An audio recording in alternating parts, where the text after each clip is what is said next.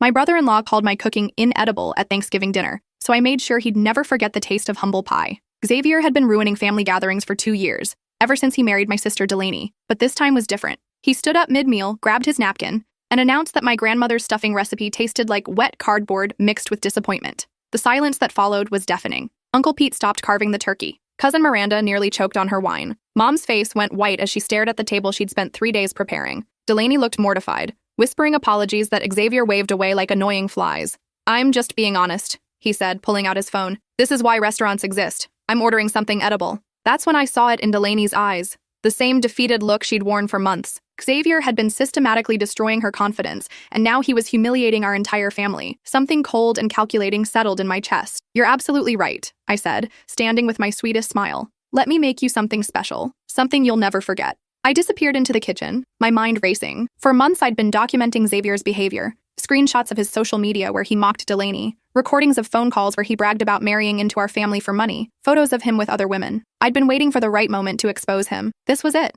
I returned with a perfectly plated slice of pumpkin pie, complete with fresh whipped cream and a cinnamon stick garnish. Xavier's eyes lit up. He'd always been a sucker for dessert. "This looks amazing," he said, already reaching for his fork. "See? This is what real cooking looks like." He took a massive bite before anyone could react. The transformation was immediate and beautiful. His face contorted as the whipped cream, actually horseradish mixed with dish soap, hit his taste buds. The pumpkin filling, loaded with ghost pepper extract, followed seconds later. He began gagging, clawing at his throat, stumbling toward the kitchen sink. But that wasn't the real revenge. While he gasped and sputtered, I calmly walked to my purse and pulled out my tablet. With everyone's attention focused on Xavier's dramatic performance, I connected it to the smart TV and opened a folder labeled Xavier's True Colors. The first image appeared, bank statements showing gambling debts. Then came screenshots of dating profiles he'd kept active throughout his marriage, photos of him with other women at bars, hotels, restaurants, all time-stamped after his wedding. And finally, audio recordings of him laughing with his buddies about how he'd trapped that naive bitch and her loaded family. The room erupted. Delaney gasped, her hands flying to her mouth. Uncle Pete started swearing. Mom threw her napkin at the screen. Cousin Miranda began taking photos, muttering about divorce lawyers. Xavier finally stopped retching and turned around, his face red and streaked with tears. When he saw the evidence displayed for everyone to see, all color drained from his cheeks. How did you, "That's private," he stammered. "Privacy?" I laughed. "Like the privacy you gave my sister when you posted about her on Reddit? When you shared intimate photos with your poker buddies? When you took out credit cards in her name?" That's when Xavier snapped. He lunged across the room, hands reaching for my throat. Uncle Pete intercepted him, but in the struggle, Xavier's flailing arm caught the edge of the china cabinet. 23 pieces of Mom's heirloom dishes crashed to the floor. And that's when I heard it, a sound that made my blood freeze, the smoke alarm. In my focus on revenge, I'd forgotten about the special ingredient I'd added to the kitchen timer, the one connected to the gas valve I'd quietly adjusted while preparing Xavier's dessert. The plan had been simple, a small leak, just enough to clear the house and really drive home the point. But looking at the orange glow now flickering under the kitchen door, I realized I'd miscalculated. The smoke wasn't just smoke. The kitchen was on fire. "Everyone out!" I screamed, abandoning my tablet on the coffee table. The smart TV continued cycling through Xavier's sins as chaos erupted around us. Delaney was closest to the front door, but she stood frozen, staring at the screen showing her husband with another woman. "Move!" I shoved her toward the exit as Uncle Pete grabbed Mom's arm. Xavier, still coughing from the horseradish, stumbled past us. "What did you do?" he wheezed. I didn't answer. I was too busy calculating how badly I'd screwed up. The gas leak hadn't been supposed to ignite. I'd adjusted the valve just enough to create a detectable odor, forcing everyone to evacuate and giving Xavier time to think about what he'd lost. But the pilot light on the old stove must have caught it. We spilled onto the front lawn as neighbors began emerging from their houses. Someone was already calling 911. The fire department would arrive soon, along with investigators who would want to know how exactly a Thanksgiving dinner had turned into a potential house fire. "Call the fire department!" Mom was screaming at Uncle Pete, who was frantically dialing on his phone. I watched flames lick at the kitchen window, knowing that in about 10 minutes, firefighters would be poking through the debris. They'd find the tampered gas valve, they'd run tests on the timer I'd modified, and they'd start asking very pointed questions about why someone had been messing with potentially deadly appliances during a family dinner. "This is your fault," Xavier said, pointing at me with a shaking finger. His face was still flushed from the ghost pepper, snot streaming from his nose. "You poisoned me, and now you've burned down the house." "I didn't poison you," I snapped.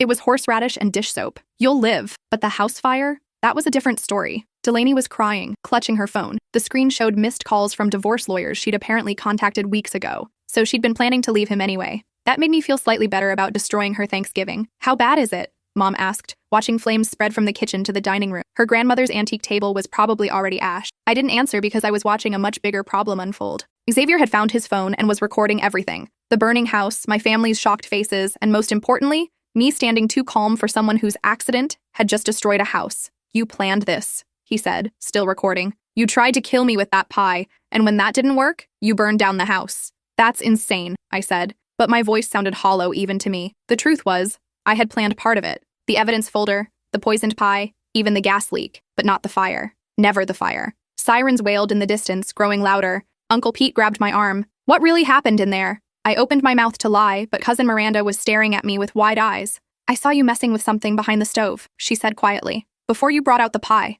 I thought you were just getting a pot." My stomach dropped. The fire trucks rounded the corner, lights blazing. Behind them came police cars and an ambulance. This was about to become a crime scene, and I was about to become suspect number one. "You need to tell them it was an accident," Mom said, gripping my shoulders. "Whatever you did, whatever happened, it was an accident." But Xavier was still recording, and his expression had shifted from pain to calculation. He'd figured out that this disaster might actually work in his favor. A crazy sister-in-law who tried to poison him and burn down the house would make him look like the victim in divorce proceedings. The first firefighter jogged over. "Is everyone accounted for?" "Yes," Uncle Pete said, "but we need to check my nephew. He ate something that made him sick right before the fire started." Xavier immediately clutched his throat dramatically. "She poisoned me," he gasped, pointing at me. "And I think she started the fire on purpose." The firefighter looked between us, then radioed for the paramedics. I watched them load Xavier into the ambulance, still filming himself talking about attempted murder. Delaney climbed in beside him, but she kept looking back at me with an expression I couldn't read. "Ma'am, I need to ask you some questions," a police officer said, approaching with a notebook. And that's when I realized the real problem wasn't the fire, or the poisoned pie, or even Xavier's accusations. The problem was that I documented everything. For months, I'd been collecting evidence of Xavier's crimes. But in the process, I'd created evidence of my own premeditation. Every screenshot, every recording, every photo was timestamped and saved to the cloud. Digital breadcrumbs that would lead investigators straight to the truth. I'd been planning revenge for months. "Can we do this at the station?" I asked. "I think I need a lawyer." The officer nodded, but his expression had already shifted. I wasn't a witness anymore. I was a suspect. 3 hours later, I sat in an interrogation room across from Detective Ramirez, a tired-looking woman who'd clearly been called in from home. She'd spread out printouts of my evidence folder across the metal table. "Impressive collection," she said, tapping the stack of papers. "Screenshots going back 8 months. Audio recordings from multiple dates. Even GPS data showing where you followed him to document his affairs." I stared at the evidence of my own obsession spread out like a roadmap to prison. "The thing is," Detective Ramirez continued, "this shows clear premeditation. You weren't just collecting evidence for your sister's divorce.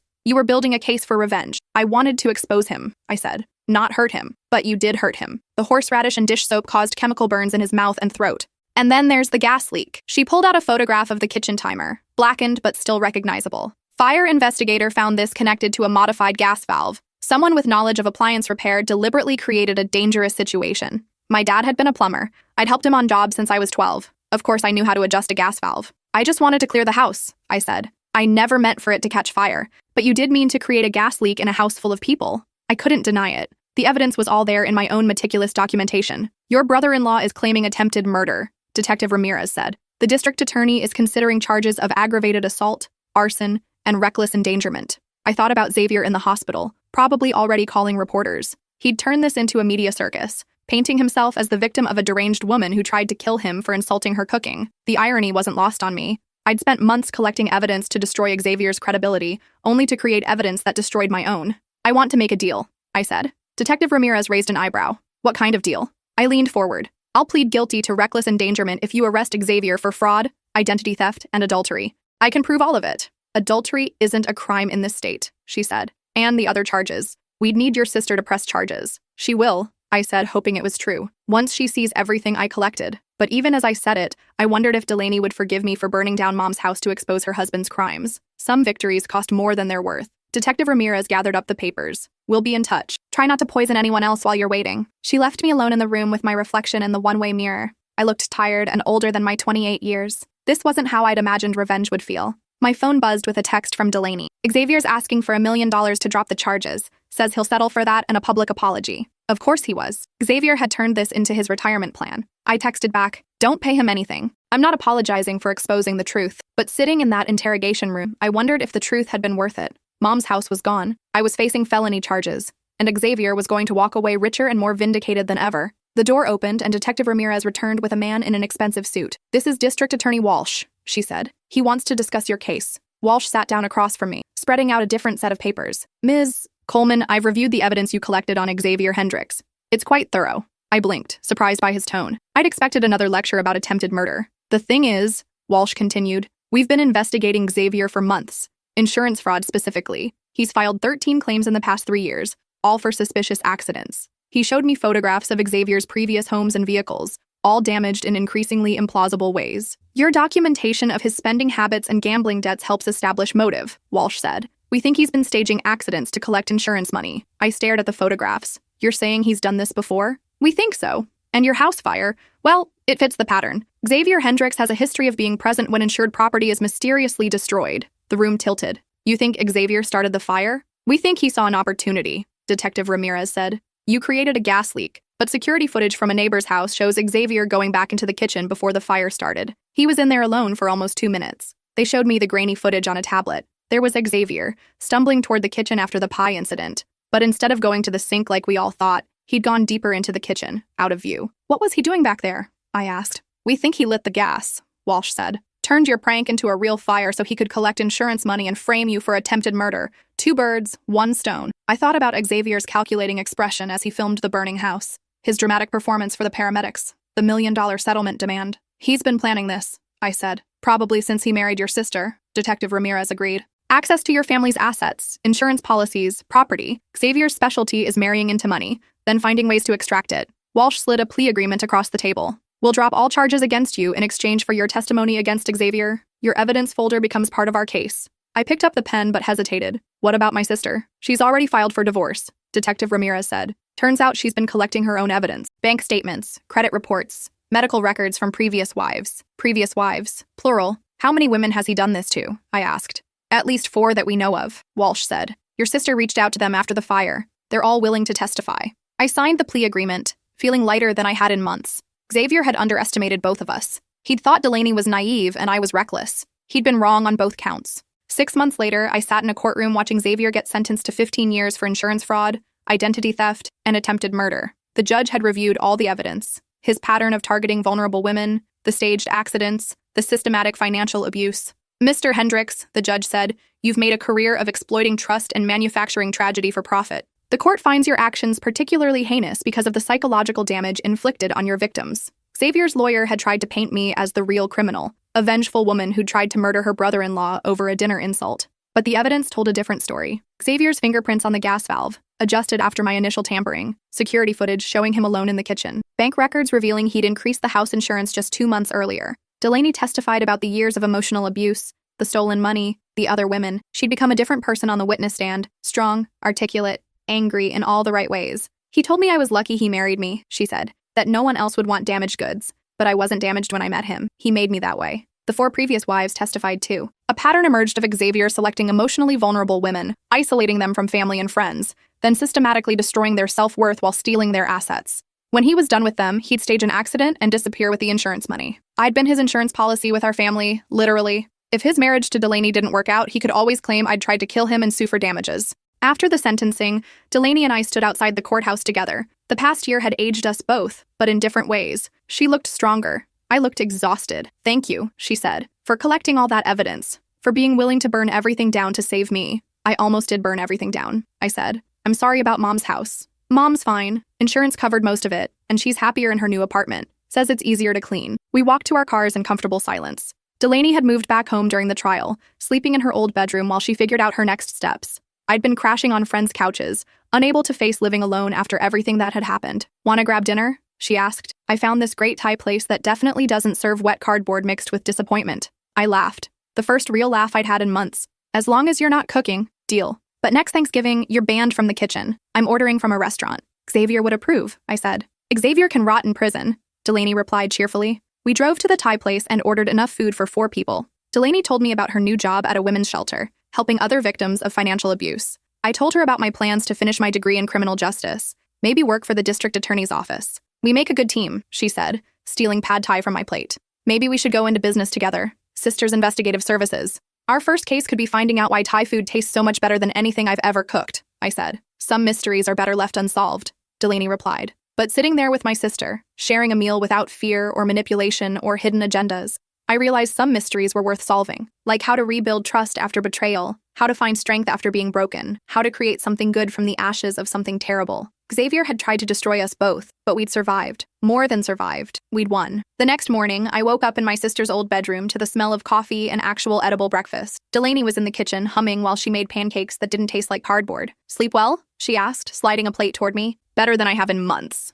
I said, cutting into the pancakes. They were perfect. My phone buzzed with a text from Detective Ramirez. "Xavier's cellmate wants to know if you have any more of that pie recipe. Says he's heard great things about your cooking." I showed Delaney the text. She snorted coffee through her nose. "Should we send the recipe to prison?" she asked. "Definitely," I said. "But maybe we should tone down the ghost pepper extract. We don't want to cause a riot." We spent the morning writing out Gran's actual pumpkin pie recipe, the one that had been in our family for 3 generations. The one Xavier had never bothered to taste because he'd been too busy insulting everything we offered him. At the bottom, Delaney added a note: "Best served with a side of justice and a tall glass of karma." I added my own postscript: "Warning, may cause chronic honesty and sudden urges to treat people with respect." We mailed it to the prison that afternoon, along with a photo of us smiling over coffee and actually edible food. 6 months later, Xavier's cellmate sent us a thank you card. The pie had been a hit in the prison kitchen. Xavier apparently hadn't been invited to the tasting. Some people never learn to appreciate good cooking, but then again, some people never learn to appreciate anything good at all. Delaney and I did start that investigative business. Sisters Investigative Services specialized in financial crimes and domestic abuse cases. We helped dozens of women escape situations like Delaney's, collecting evidence of fraud and manipulation that their abusers thought they'd hidden forever. Our first office was above a bakery that made the most incredible pumpkin pie. We'd often treat our clients to a slice while we explained their legal options. Most of them had never tasted anything so sweet after years of bitterness. I kept Xavier's mugshot on my desk as a reminder of what happened when people underestimated women who'd been pushed too far. Delaney preferred the photo from his sentencing, where he was finally speechless. Every Thanksgiving, we ordered from that Thai restaurant Xavier had mentioned, the one that supposedly existed to save people from family cooking. But we'd learned that the best meals weren't about the food at all. They were about sitting at a table where you felt safe, valued, and genuinely loved. No seasoning in the world could improve the taste of that. And every year on Thanksgiving night, we'd raise our glasses of wine and toast the same thing. "To Xavier," Delaney would say with a grin, "for teaching us that the best revenge is a life well lived," I'd finish. Then we'd dig into our pad thai and be grateful for everything we'd gained by losing everything we thought we wanted, including the ability to finally tell the difference between real love and manipulation seasoned with pretty words. Xavier had called my cooking inedible, but he'd never tasted what our family was really made of: loyalty, strength, and the absolute refusal to let anyone poison what we'd built together. That recipe, it turned out, was worth more than all his insurance scams combined. And unlike his schemes, it had a happy ending that would last forever. The last I heard, Xavier was learning to cook for himself in the prison kitchen. Apparently, his cellmates weren't impressed with his table manners or his tendency to complain about everything he was served. Funny how that worked out. Some people spend their whole lives trying to acquire a taste for humble pie. Others get force-fed it until they finally swallow their pride. Xavier got both, and I got my sister back, along with the satisfaction of knowing that sometimes the best way to serve justice is on a silver platter with a side of poetic irony. Just like Gran always said, the secret ingredient in any good recipe is love. But she never mentioned that sometimes. That love requires burning down everything toxic to make room for something better. Lucky for us, we'd learned to cook with fire, and Xavier had learned far too late that he should never insult the chef.